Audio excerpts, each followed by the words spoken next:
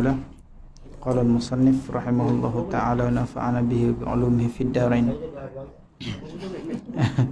Syarat nikah, syarat saksi, syarat saksi, saksi nikah. Syarat suami, Dah, syarat isteri dah. syarat wali nikah. Saksi. Syarat Dua saksi nikah ya. Syurutu katanya syurutu syahidain nikah. Syarat dua saksi nikah. Orang yang boleh jadi saksi. Katanya syurutu syahidain nikah ithnani. Ada dua.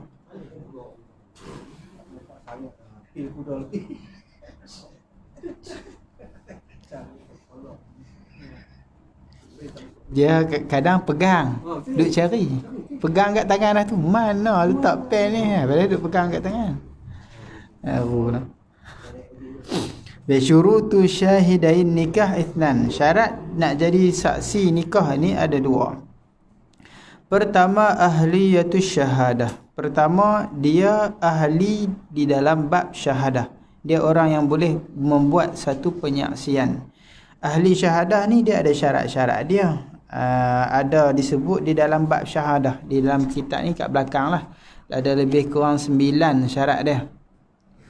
Syarat nak jadi saksi, orang yang boleh jadi saksi ni kena ada 9 ke apa dah ni. Aqiqah. Kan. Dakwah.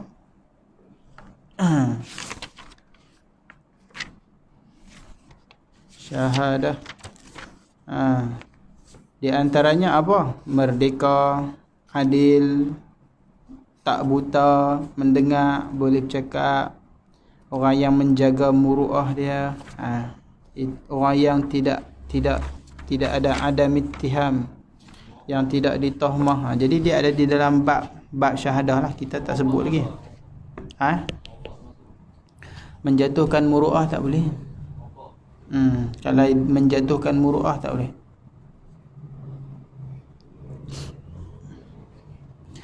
Dosa.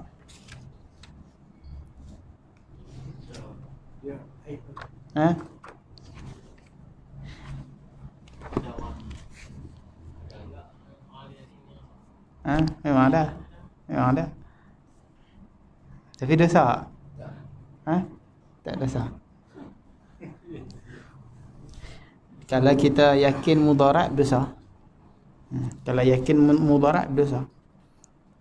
Dia ada, kalau di dalam Bajuri tu dia cerita tentang hukum-hukum yang lama. Hukum-hukum rokok ni hukum lama dulu. Asal tembakau tu hukum 5 katanya. Hukum 5 katanya. Tapi sebahagian pendapat macam para habaib tarim mereka memilih haram benda tu. Dan juga Syekh Nuruddin pun dia memilih haram. Syekh Nuruddin. Sebab dia dah terbukti benda tu ada mudarat di dalam dia lah. Campuran dia tu memberi mudarat. Tapi sebahagian tugu-tugu dia memilih nas di dalam kitab-kitab yang mengatakan asal dia ni hukum 5 lah. Kalau yakin mudarat haram. Kalau tak mudarat tidak haram lah. Jadi sekarang kita tengok pada benda tu je lah. Itu asal hukumnya. Kalau kita kata ni mudarat haram, kalau tak mudarat tak haram. Sebab dia tak ada zaman Nabi. Dia tak ada zaman Nabi. Dia baru dijumpai. Maksudnya sahabat tak buat benda tu lah. Zaman sahabat dia tak ada rokok. Zaman tu tak ada. Zaman setelah tu baru ada. Dia mai dari sebelah negara barat. Bila mana tabib-tabib depa bila depa mula jumpa tu, masyarakat macam semakin suka. Bila suka ketagih lah kan. Lepas bila dah suka, ramai orang yang jadi sakit. Akhirnya tabib depa ni buat bedah siasat. Depa dapati di dalam paru-paru ni jadi lagu terbakar hitam, menunjukkan kesan dia tu tak elok. Maka bermula dari tu depa mula ekspor benda tu masuk ke negara-negara Islam. Supaya apa? Nak merosakkan orang Islam pula lah. Itu disebut di dalam tarikh sejarah kisah dia lah. Ada panjang gila dia cerita. Lebih. Jadi ahliyatus syahadah, dia mesti ahli dalam bab penyaksian. Kena cari orang yang boleh menjadi saksi lah, adil, dia tak buat dosa besar, dia tak mengekali dosa kecil. Kena cari hak tu. Kalau boleh kita cari orang-orang yang soleh lah dalam nak menjadi adil ni. Elakkan daripada memilih orang-orang yang fasik. Sebab fasik ni tak sah jadi syahadah, dia tak boleh jadi saksi. Orang yang fasik tak boleh jadi saksi. Itu syarat yang pertama. Buta, pekak, tuli tak boleh jadi saksi. Sebab apa? Saksi nikah ni dia nak kena dengar. Kalau dia pekak, macam mana dia nak menjadi saksi? Tak boleh. Dan syarat kedua, wa adamut ta'ayyuni lil wilayah. Tidak tertentu saksi tadi bagi wilayah, bagi menjadi wali. Maknanya kalau apa tadi? Kalau saksi tadi hanya dia sahaja yang boleh menjadi wali bagi perempuan, maka dia tak boleh menjadi saksi. Maksudnya dia bapa. Contoh, kalau perempuan ada bapa, maka siapa yang jadi saksi? Bapa. Orang lain boleh jadi saksi tak ketika tu? Tak boleh. Hanya bapa sahaja yang boleh menjadi saksi. Kalau bapa tu cukup syarat lah.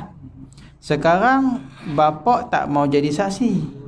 Dia salah sebut. Bapa dia tak mau jadi wali. Dia wakil kepada Tok Imam. Dia wakil kepada Tok Imam. Maka Tok Imam ni mengakadkan nikah kepada anak dia. Tapi sebagai wakil lah, dia bukan wali, dia hanya wakil. Boleh tak bapa menjadi saksi? Tak boleh. Sebab ketika tu hanya dia yang layak menjadi wali. Dia seorang sahaja. Orang lain tak boleh jadi wali. Contoh lain, datuk sama juga. Bapa tak ada, mati, hanya ada datuk seorang. Maka datuk yang layak menjadi wali hanya dia seorang. Maka dia wakilkan kepada Tok Imam, kemudian dia nak jadi saksi. Boleh tak? Tak boleh. Ataupun masalah lain lagi, contohnya abang.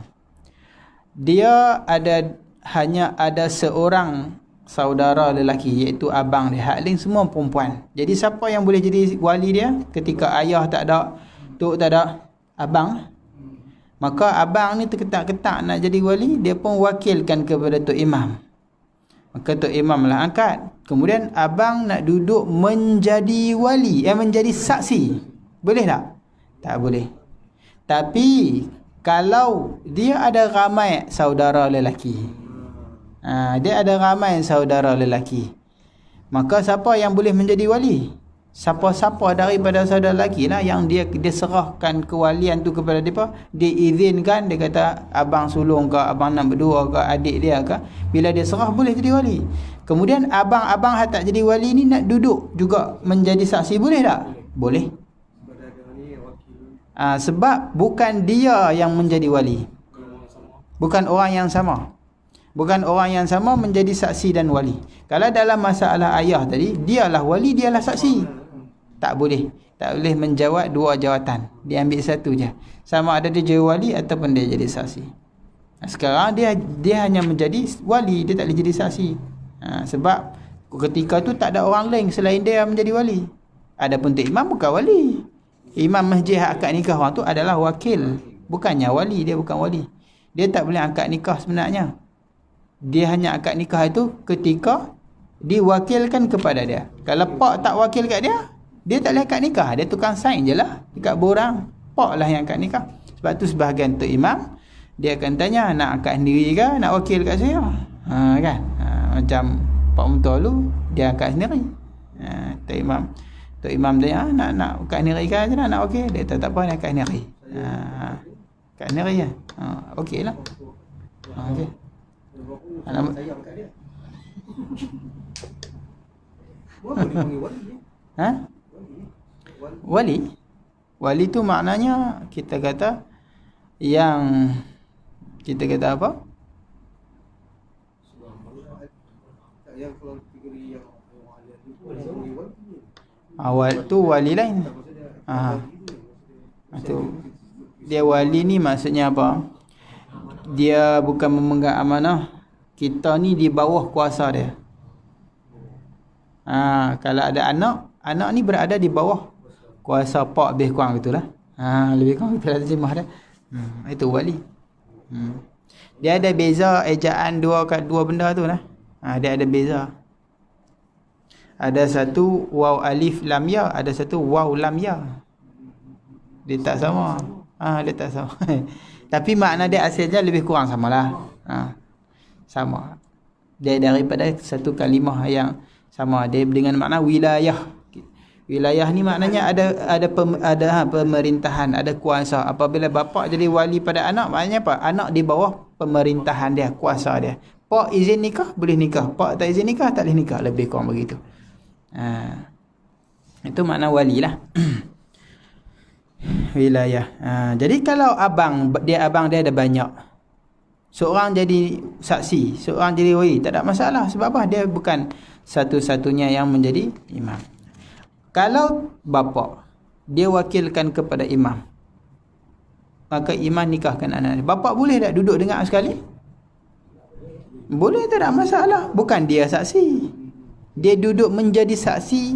Itu tak dikira. Tapi dia duduk saja, orang lain lah saksi, dia duduk sebelah. Itu tak ada masalah. Dia tak perlu keluar daripada majlis. Sebab dia bukan menjadi saksi. Itu dia memang Hak duduk keliling tu, semua tu boleh menjadi saksi. Yang cukup syarat tu boleh jadi saksi. Siapa yang mendengar, melihat, semua cukup syarat boleh jadi saksi. Kameraman tu pun kalau cukup syarat saksi boleh jadi saksi. Tak syarat 2 orang, tapi hak borang, hak sign borang, hak dapat bayaran tu 2 orang tu lah. Hak lain tak ada lah. Tapi hak lain tu pun saksi. Dia mesti 2 saksi. Kalau ramai tak ada masalah pun. Kalau sepenuh satu masjid pas Jumaat tu pakat jadi saksi belaka, tak ada masalah. Saksi belaka. Soh ramai-ramai. Tu dia terketak pengantin.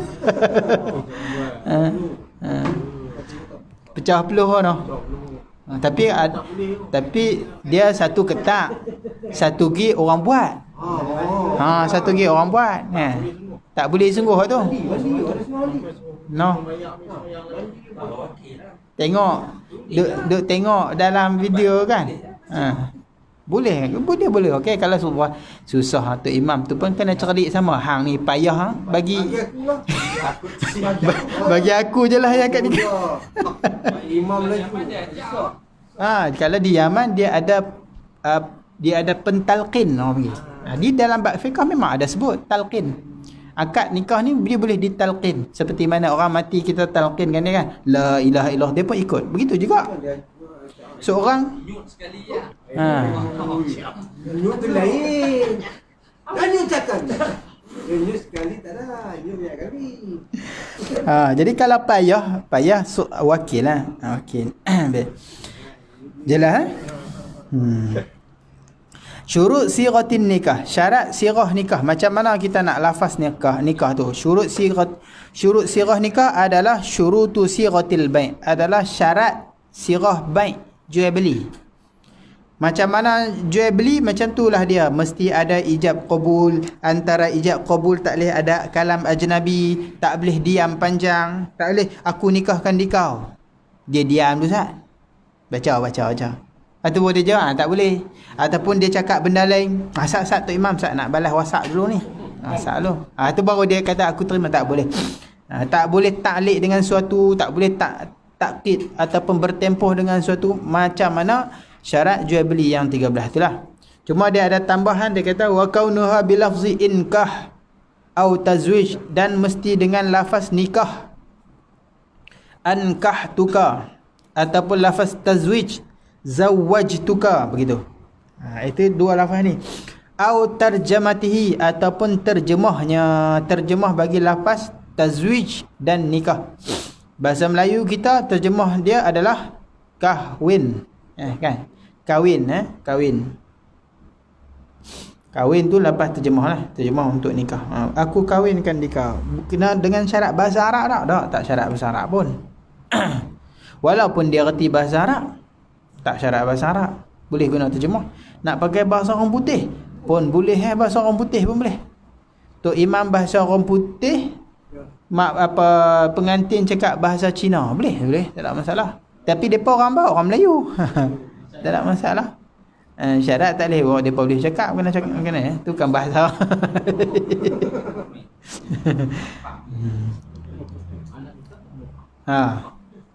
Tapi kalau bisu, bolehlah guna bahasa yang difahamilah. Tak, salah satu. Cuma di sana depa ulang 3 kali. Satu lafaz ankahtuka, dia kata qabiltu. Kemudian zawwajtuka, kemudian dia kata qabiltu. Kemudian sekali lagi ankahtuka wa zawwajtuka. Supaya tahqiq benda tu. Di dalam satu majlis tu guna dua-dua kalimah.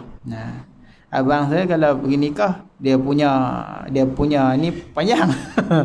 Aku nikahkan dikau, serta aku kahwinkan dikau, saudara perempuanku seibu sebapa, buh nama penuh pula dengan panjang-panjang. Aku terima pendek je.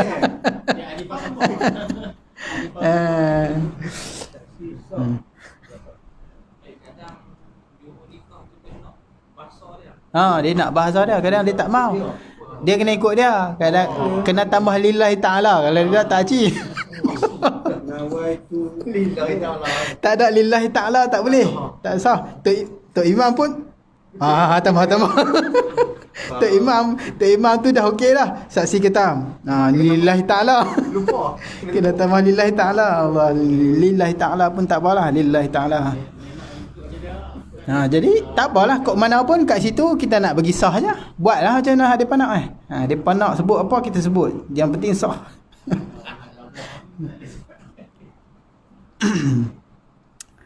Habis kalau wakil kalau wakil macam mana? Wakil kita kena sebut wakil lah. Contohnya kalau pengantin lelaki tu tergagak-gagak banyak kali, upah orang lain. Tak, ni hang tak boleh, wakil kat aku. Hak wakil tu kena sebut muwakili lah.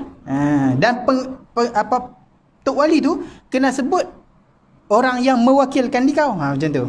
Macam mana? Kalau bahasa Arabnya di dalam ta'liq ada sebut dia kata zawwajtu binti, aku nikahkan anak aku, muwakkilaka, kepada orang yang mewakilkan kepadamu. Ahmad contohnya. Akad nikah depan kita sebenarnya Banjah contoh. Jadi Banjah jawab aku terima pun tak jadi. Sebab apa? Sebab Tok Wali ni dia dah sebut nama orang yang mewakil. Aku nikahkan anakku Minah dengan orang yang mewakilkan kepadamu Ahmad contoh. Kemudian Banjah pula nak kata macam mana? Aku terima nikahnya untuknya, contohnya lah. Aku terima nikahnya untuknya, untuk Ahmad tadi. Kalau aku terima nikahnya saja pun tak jadi juga, sebab dia tak sama ijab dan kabul. Kalau Tok Wali pun kalau wali kalau wali yang menjadi wakil macam Tok Imam duk sebut tu lah. Tok Imam duk sebut tu dia wakil lah. Kalau dua-dua wakil, dua-dua kena sebut. Dua-dua kena sebut. Contohnya apa? Aku nikahkan Fatimah akan orang yang mewakilkan kepada engkau Ahmad binti siapa dia? Anak perempuan kepada Dolah, orang yang mewakilkan kepadaku. Kita kena sebut dah. Yang penting tu salah satu contoh lah. Kena tulis. Hak wakil kita pun kita sebut, hak wakil dia pun dia sebut, sebab dua-dua wakil. Tapi hak orang terima ni mudah. Aku terima nikahnya untuknya. Gitu saya. Hak belah pengantin mudah. Hak belah Tok Wali ni dia ni sikit lah. Sebab orang yang ijab ni dia kena sebut sempurna. Hak mula-mula tu kena sebut sempurna. Kalau tak sempurna tak boleh. So habis. Macam mana surah nikah? Surah nikah katanya an yaqula Zaidun li Amrin. Zaid kata ke Umar, zawajtuka muwalliyati Hindan. Aku nikahkan di kau muwalliyah. Muwalliyah ni kalau ada wali, dia ada muwalli. Wali ni bapa, muwalli ni anak. Anak tu namanya muwalli. Bahasa Arabnya muwalli. Kalau di situ dia tulis apa? Perwalianku. Perwalianku. Kalau bapa wali, anak dia perwalian kepada bapa. Aku nikahkan di kau perwalianku Hindan. Tulis sikit, nanti senang nanti semua. Allah, dakwat tu dah. Apalah. Kemudian mah kahwin nak sebut tak? Itu tak wajib. Pendek je siang ni kau. Aku kahwinkan di kau anakku Hindun. Habis. Aku terima nikahnya. Qabiltu tazwijha. Mudah je. Ada 2 orang kat kedai kopi dengar settle masalah. Kat kedai kopi je pun. Budak ribat duk kahwin kat ribat. Sama-sama kawan sambil gelak-gelak sambil duk rakam hantar video. Bapak apa sama-sama pelajar ribat. Bapak kat rumah telefon ni. Hang kahwinkan adik hang ni dengan tu kawan hang. Depa sama-sama mengaji, kenal bapak depa tu guru. Kata ni pak nak bagi kahwin adik hang ni. Dia kata kahwin dengan siapa? Kahwin dengan fulan. Dia kata tak apa. Bapak dia wakilkan kepada dia abang. Maka dia pergi jumpa kawan dia. 2-3 orang lagi, seorang pegang kamera. Aku tengok sambil gelak ramai-ramai, sah dah. Kan susah pun nikah. Gitu je. Aku kahwinkan kau, aku terima nikah. Macam tu je. Secara tak rasmi dah. Taklah susah. Cuma orang buat macam susah sungguh nak nikah. Dan itu nikah. Tetapi kalau hamba tak perlu nikah. Hamba tak perlu nikah. Hamba dia matematik. Apabila seorang lelaki membeli hamba perempuan dan hamba perempuan tu tidak ada suami dan bukan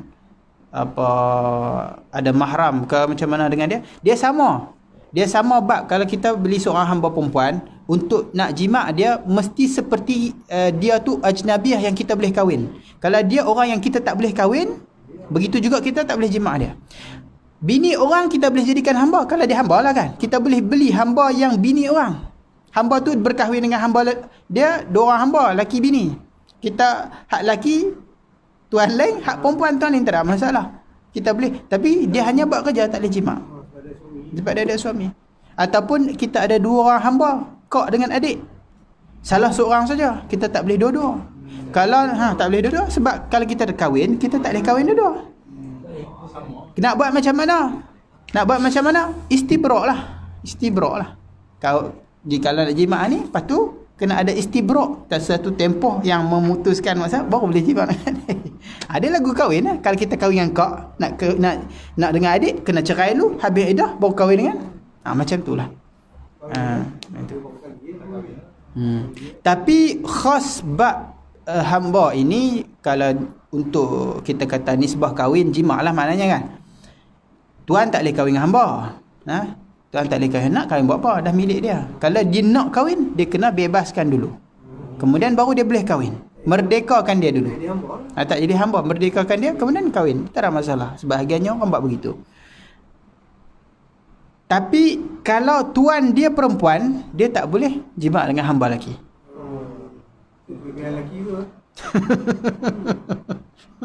Kalau dia perempuan, dia ada hamba lelaki, maka dia tak boleh berjima' dengan hamba lelaki dia, tak boleh. Walaupun perempuan ni bujang, walaupun tak kahwin, walaupun lelaki ni hamba pun tak kahwin, dia tak sama. 2,000 orang pun boleh. Tak ada had. Sebab apa? Sebab masing-masing antara tuan dan hamba ada hak, dan suami isteri pun ada hak. Jadi dia akan belaga 2 hak. Sebab ketika kita kata tuan, ketika kita kata perempuan tu tuan, maka lelaki ni kena taat kepada tuan dia. Kalau tuan perempuan dia kata pergi bancuh ayak, dia kena bancuh ayak. Tapi ketika mereka jima', mereka ni seolah-olah ada hubungan suami isteri. Maka hubungan suami isteri, isteri pula kena taat kepada suami. Ketika hamba dia kata-kata, hang pula pergi bancuh ayak. Sudah. Jadi siapa nak taat kat siapa? Raja-raja yang punya bundik dalam rumah itu sama dia hamba. Hamba tu khidmat saja, khidmatlah. Tak boleh. Tak. Hak haram tak boleh lah. Hak haram tak boleh. Siapa pun kalau perintah yang haram tak boleh. Kalau suami pun, kalau perintah bini dia buat benda yang haram, dia tak boleh. Ajak buat benda yang haram, buat skill yang haram, tak boleh. Kan? Hak boleh lah. Sebab dia kena taat, hatta di atas katil pun kena taat. Tapi hak haram tak boleh lah. Boleh? Jelas kan? Sebab okay, jelas habis kan? Habis. Kemudian bab as-sadaq pula. Baik. Bab mahar pula. Apa yang siapa yang kena bayar mahar dan sebab apa? Adakah sebab kahwin? Bukan semata-mata kahwin. Ada beberapa sebab seorang lelaki kena bayar mahar. Allah a'lam. Al-Miftah.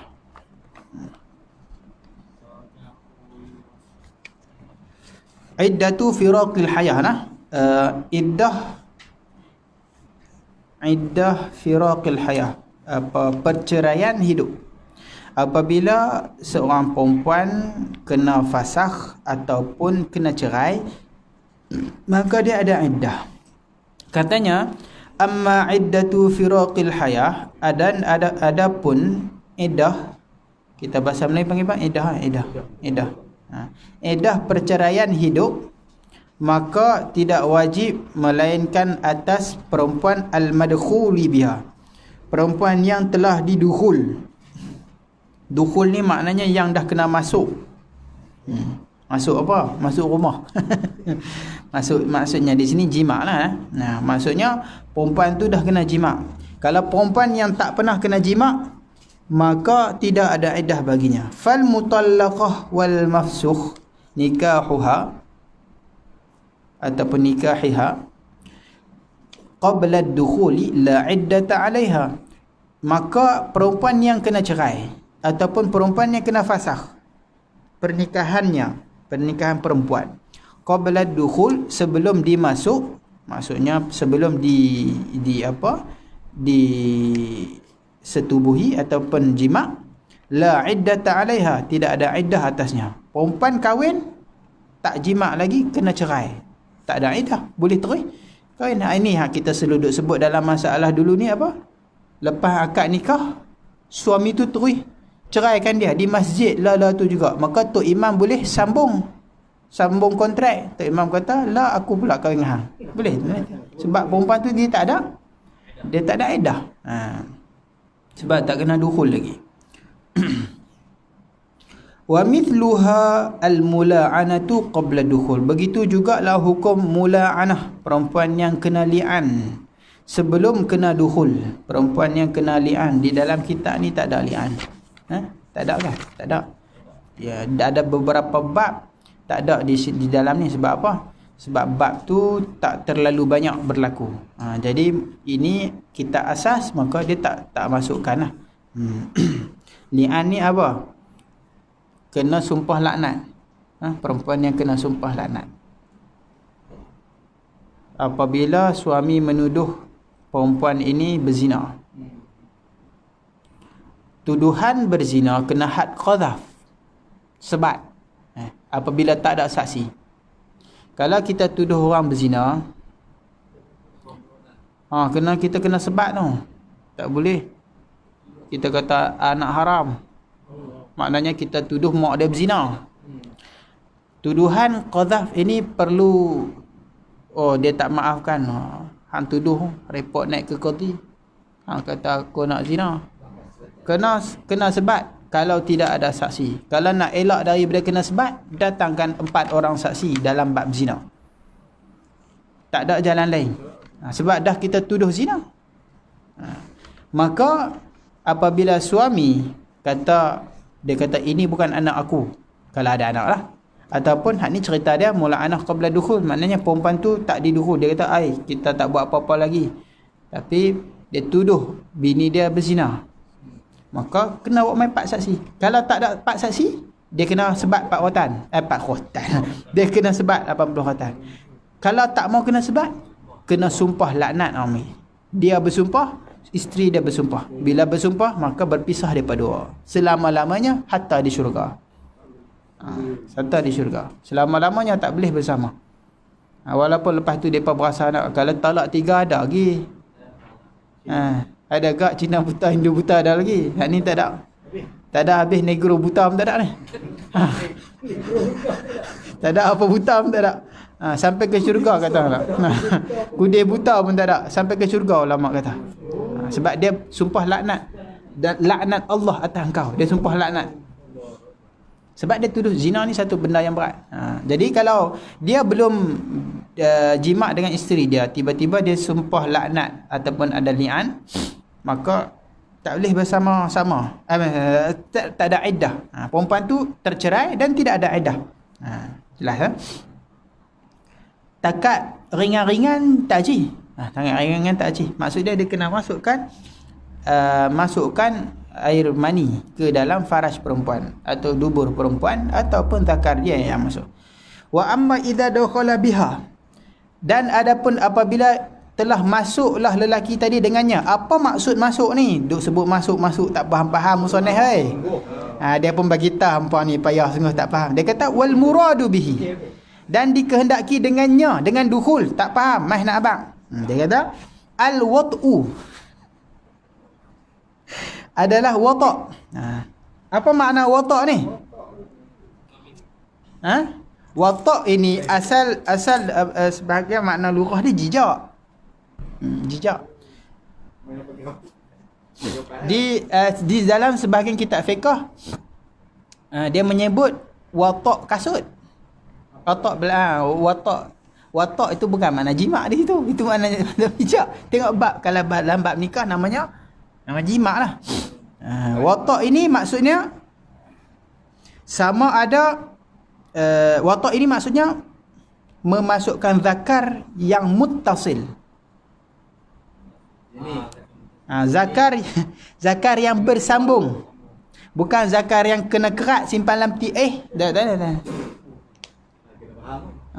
Kotlah terputih dia kata sayang simpan dalam ikhlas. Hak tu tak syi. Kena dukhul dengan hak tu, dia tak ada aidah kak. Syarat dia mesti yang bersambung dengan badan dia. Walaupun dari kanak-kanak. Walaupun zakar tu dari kanak-kanak. Maksudnya dia kahwin dengan kanak-kanak, tapi kanak-kanak yang dah boleh lah. Boleh berjimat lah kita kata. Zakar yang sempurna. Zakar yang sempurna. Walaupun mati pucuk. Walaupun mati pucuk.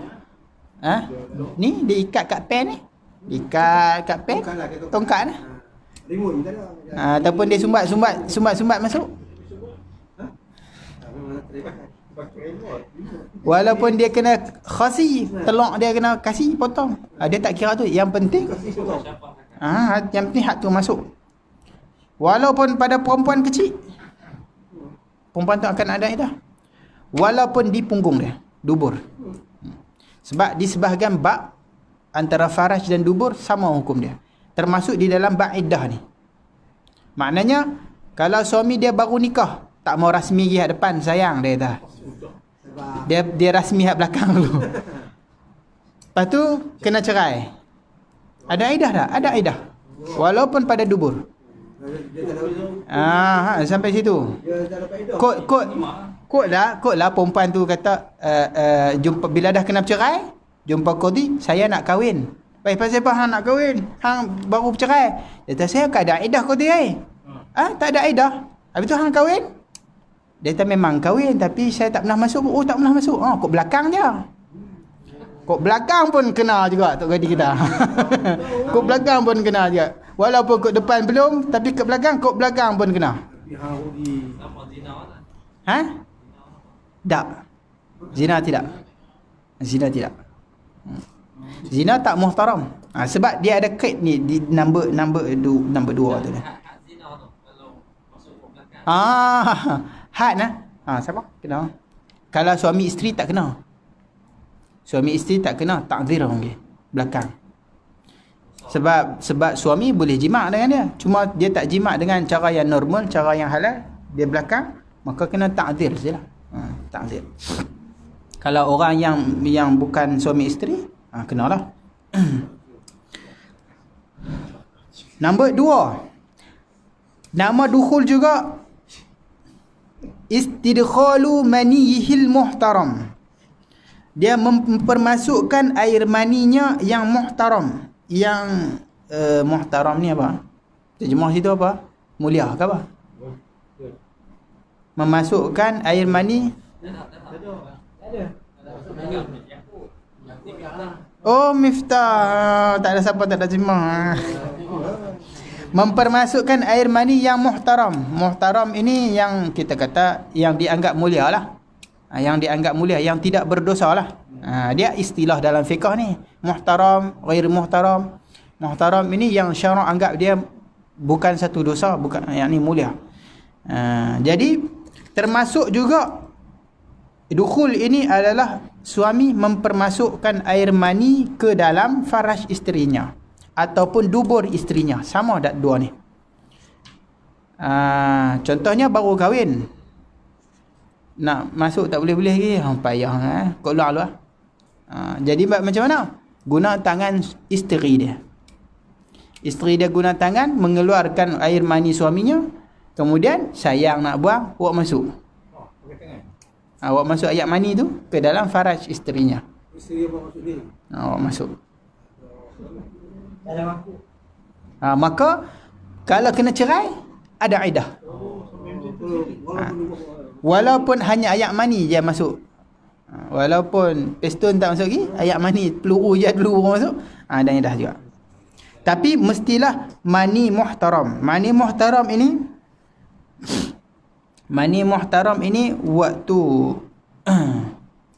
waktu nak keluar tu lah. Waktu nak keluar. Ada khilaf pada waktu nak masuk. Pada waktu nak masuk tu ada khilaf. Tapi waktu nak keluar tu sepakat Syekh Ibn Hajar dan Syekh Ramli. Waktu nak keluar tu mesti mani muhtaram.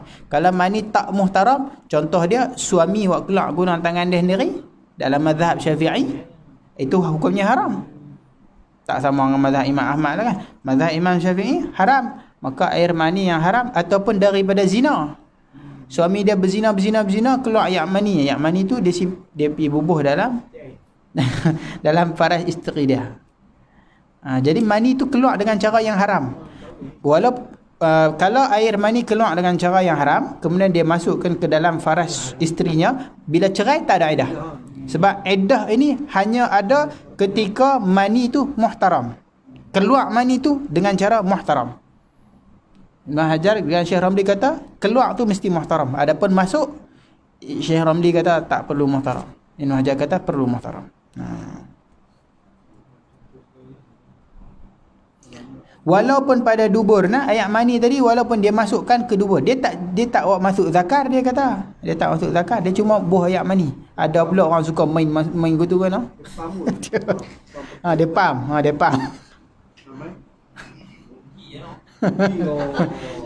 Dia shock dia tak, game permainan dia tak kan. Dia baru dia kata advance macam-macam. Ada orang zaman lah kan bermacam-macam sikit kan. Dia kata cara lama ni tak best, dia nak memperbaharui. Jadi hukumnya apa? Hukumnya walaupun ayak mani yang masuk, tetap ada syarat dia mani muhtaram. Maka kalau dicerai perempuan tadi ada iddah. Ada iddah. Kita nak cerita tentang iddah tadi. Sampai tahap macam tu lah. Kalau ayak mani tak muhtaram, tak ada. Jelas kan? Tak berjalan lagi. Main pujuk. Itu yang kedua. Maksud dukhul yang kedua. Sama ada suami wati. Kedua, suami masukkan ayat mani, muhtaram. Yang ketiga, wat'um ra'atin bisyubhatin. Ataupun perempuan itu wati syubhah. Wati syubhah itu kita sebut kan. Wati syubhat pun ada iddah juga. Wati syubhat ni apa dia? Syubhat ni ada tiga syubhat ada tiga jenis syubhat. Di taklid ada kan? Di taklid ada kan? Saya tak pakai hat tu, taklid tu. Jadi wati syubhat sama ada syubhat ada nama syubhatul fa'il. Syubhat fa'il. Maksudnya apa? Dia sangka isteri dia tapi rupa-rupanya orang lain. Itu dia panggil syubhat fa'il. Maka ada iddah. Wati syubhat pun ada iddah. Dia sangka bini dia gelap-gelap blackout. Salah masuk bilik. Contohlah ramai-ramai balik kampung. Ramai-ramai balik kampung rumah mak ayah, rumah pak mentua duduk ramai-ramai birai apa semua. Kotlah nak jadi. Masalah. Tengah blackout dah berjanji dengan bini kata, elok dia kata blackout ni dia terus masuk. Rupa-rupanya salah bilik. Itu pun janji juga. Kau tu pun janji juga. Ataupun kau tu pun dia kata, lama lelaki kau tak ni kata. Malam ni dia semangat black. Lampu tengok dia. Tiba-tiba nyala lampu. Lepas tu tak boleh terus kena cabut dah. Dia tak kena. Dia kalau time buka lampu, kalau lampu tiba-tiba ternyala, kalau takut tutup mata ada dua. Alang-alang sikit lagi. Dia tak boleh dia tak jadi wati syubhat ketika mereka meneruskan. Dia daripada tahu kena cabut lah. Kalau terus kan Tak boleh, dia jadi zina. Wati syubhat ni maknanya dia sangka halal. Dia sangka tu halal. Itu dipanggil syubhat. Ataupun wati syubhat juga namanya syubhatu tariq. Tariq ini maknanya mazhab. Apabila dia menikah dengan perempuan mengikut pendapat orang alim yang mengatakan pernikahan tu sah. Contohnya, dia menikah tak ada wali. Dalam mazhab kita Syafi'i kena ada wali. Tapi sebahagian mazhab kata tak perlu ada wali. Ada sebahagian mazhab kata tak perlu ada saksi. Mazhab kita perlu ada wali dan saksi. Bahkan ada lagi satu lagi mazhab, bukan mazhab 4 lah. Tadi mazhab 4 juga. Hak kata tak ada wali pun mazhab 4. Hak kata tak ada saksi pun mazhab 4. Ada pula lagi satu mazhab, namanya mazhab Daud Al-Zahiri, kata tak perlu ada wali, tak perlu ada saksi. Itu rare tu. Itu orang tak buat tu. Tapi kalau kahwin tanpa ada saksi, nak cari tanpa ada wali, nak cari saksi mudah, ajak kawan-kawan. Nak cari wali payah sebab perempuan tu tak suka orang macam mana kan. Nak nikah orang kampung, pak tak suka. Tapi aku mengaji semalam ada mazhab kata boleh kahwin tak ada saksi, tak ada wali. Boleh, jom pakat dengan perempuan tu. Pakat aku kawan diorang jadi saksi, depa pun kahwin. Maka dia kata sah, maka dia berjima'. Kemudian dia bila dah macam tu jadi kes macam tu, macam mana ni? Dia pun ceraikan balik suami isteri dia. Ada iddah tak? Ada. Tetap ada iddah. Tetap ada iddah.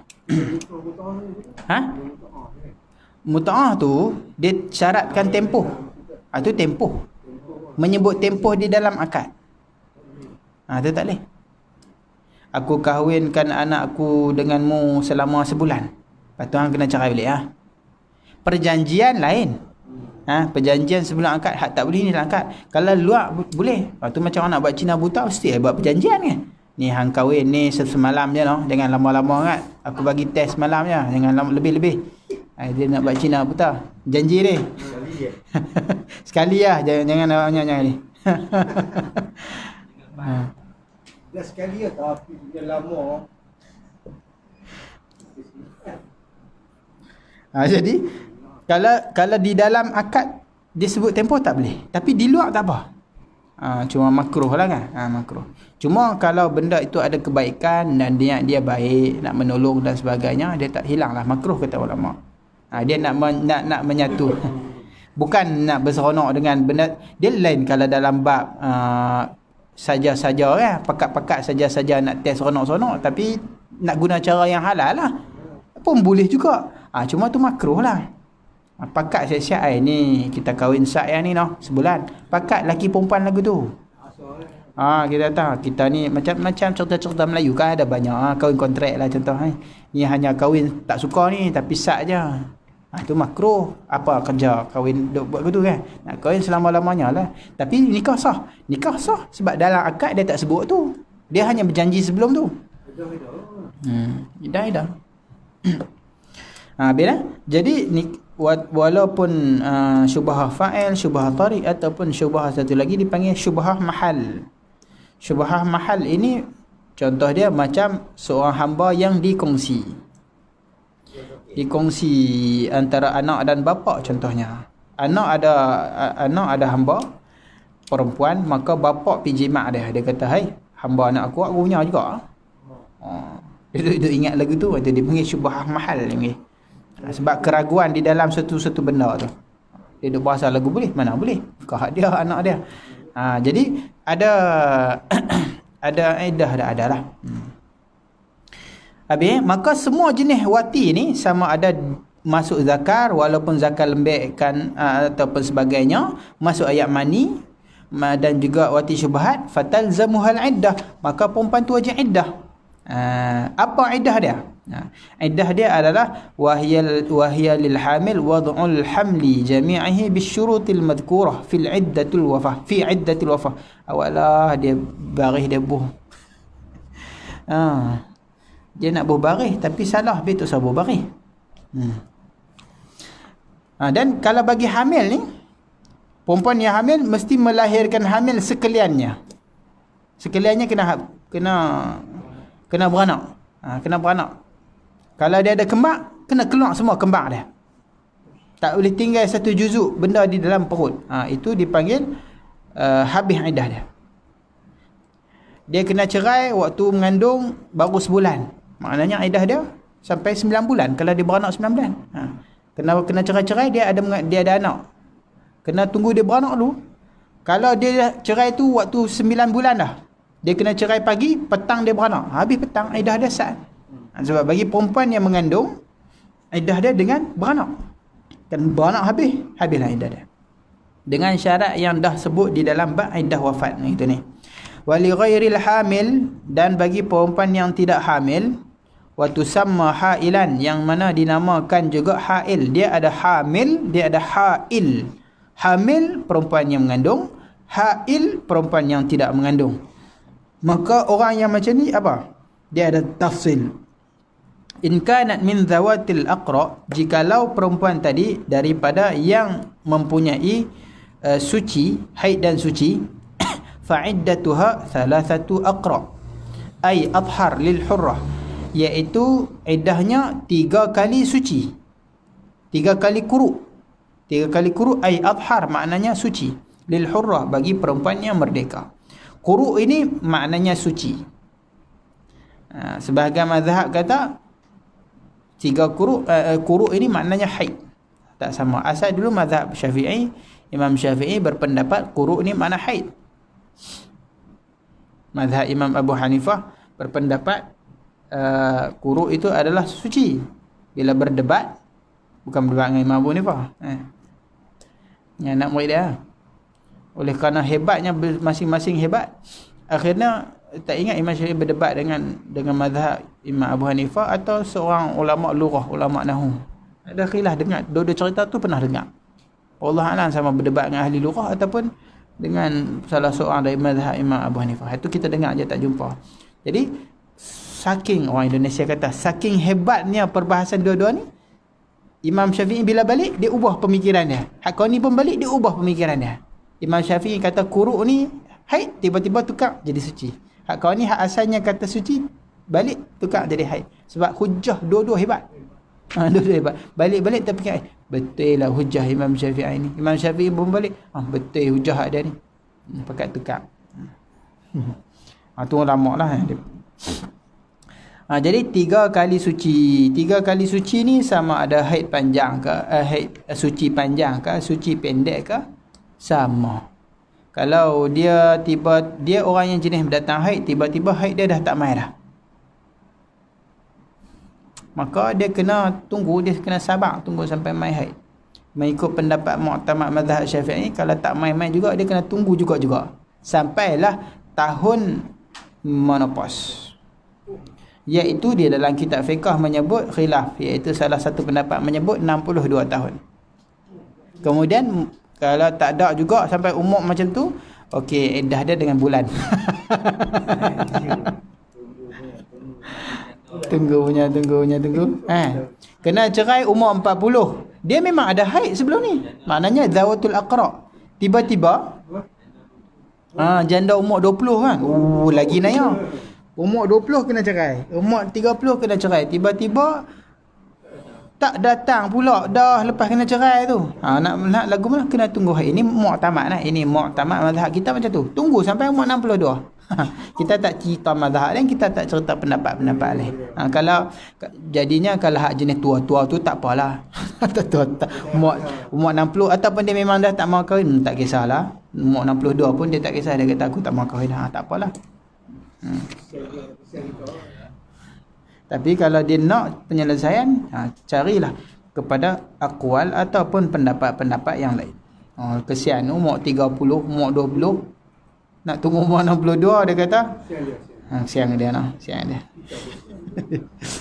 Itu bagi orang perempuan yang merdeka lah, perempuan yang merdeka.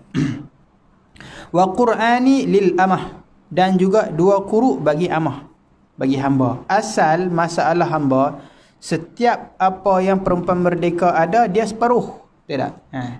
Jadi sepatutnya kalau 3 kali suci, separuhnya berapa? 1,5. 1,5 lah. Tapi macam mana nak buat 1,5? Suci ni bukannya dia ada tetap. Macam mana dia nak tahu suci dia 15 hari ke 20 hari ke? Macam mana dia nak tahu setengah? Dia tak? Bila dia tak tahu, maka ulama genapkan lah. So genapkan jadi 2 lah. Jadi 2. Hamba. Kalau hamba 2 kali suci. Itu kalau dia tak merdeka lah. Kalau tiba-tiba dia kena cerai, tiba-tiba dia merdeka celah tu, genapkan 3 kali suci. Dia berubah kepada ni. Wa in kanat min zawatil ashhur, kalau perempuan itu daripada golongan yang iddahnya dengan bulan. Maksudnya apa? Bi'an taswir. Taswirnya rupa masalah bi'an kanat saghiratan, dengan bahawa perempuan tadi masih lagi kecil. Dia kecil lagi, perempuan tu tak mai haid lagi. Mana habis tu nak kira 3 kali suci macam mana? Dia bukannya mai haid. Au kabiratan lam tahid aslan, ataupun perempuan yang dah dewasa tapi dia memang tak pernah datang haid. Dia umur 30 dah, umur 20 lebih dah, tapi tak pernah mai haid. Maka macam mana kita nak kira 3 kali suci? Maka ketika itu pakai 3 bulan. Au ayisatan, ataupun perempuan yang ayisah, perempuan yang dah menopause, yang dia sampai umur dia 62 lebih, 60 ke atas, 62 ke atas, dipanggil umur menopause lah tu. Pencen dah. Tapi jaranglah perempuan yang sampai ke situ kan. Kita perempuan Asia ni banyaknya awal-awal lagi tu tak? Awal lagi dah menopause lah. Maka depa ni macam mana? Fa'iddatuha 3 ashhurin lil hurrah. Iddahnya adalah 3 bulan bagi perempuan yang merdeka. Perempuan merdeka 3 bulan. 3 bulan apa di sini? 3 bulan hilaliyah. Sama juga macam masalah itu. 3 bulan apa? Hilaliyah ataupun qamariyah. Bulan Muharram, Safar, Rabiul Awal tu. Pakai bulan tu. Dia tak pakai bulan Januari, Februari. Wa syahrun wa nisfun lil amah, dan sebulan setengah bagi hamba. Ini boleh lah, sebab bulan senang kita pecahkan 15 hari. Maknanya 30 ataupun sebulan penuh, kemudian tambah lagi 15 hari lah. Kalau dia bulan 12 Rabiul Awal kena cerai, 12 Rabiul Akhir sebulan lah. Lepas tu tambahlah 15 hari. Begitu. Sebulan setengah. 45 hari lah lebih kurang. Wal aula, tapi aulanya an ta'taddal amatu bi syahrain. Tapi bagi hamba ini dia kena beriddah, yang aulanya dia kata buat 2 bulan lah. Bagi nak 2 bulan. Sebab apa? Sebab khurujun minal khilaf. Kerana nak keluar daripada khilaf. Sebab di dalam bab hamba ni dia ada 3 pendapat. Yang paling mu'tamadnya adalah sebulan setengah sebab separuh. Pendapat yang kedua yang kuat 2 bulan. Pendapat yang ketiga dia lemah 3 bulan. Jadi musannif ni meraih pendapat yang kedua, sebab pendapat yang kedua walaupun dhaif tapi masih juga kuat. Berkeluar daripada khilaf. Dan dia sebenarnya ada satu lagi pendapat yang lemah, yang paling lemah antara 3 pendapat ni, iaitu 3 bulan. Jadi iddah hamba ni ada 3 pendapat. Yang mu'tamad sebulan setengah, pendapat kedua 2 bulan, pendapat ketiga yang paling lemah 3 bulan. Maka boleh meraih ketiga-tiga tu. Kalau nak meraih 3 bulan. 3 bulan. Cuma musannif di sini dia meraih pendapat yang kedua saja. Tak ada masalah kalau dia nak lajak untuk 3 bulan. Jelas? Bab hamba ni tak ada dah. Tapi tak tahu keadaan dia.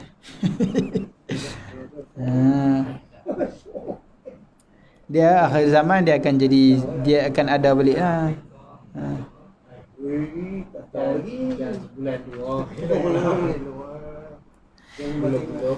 Habis nah al-ihdad. Ihdad berkabung, Allah lah.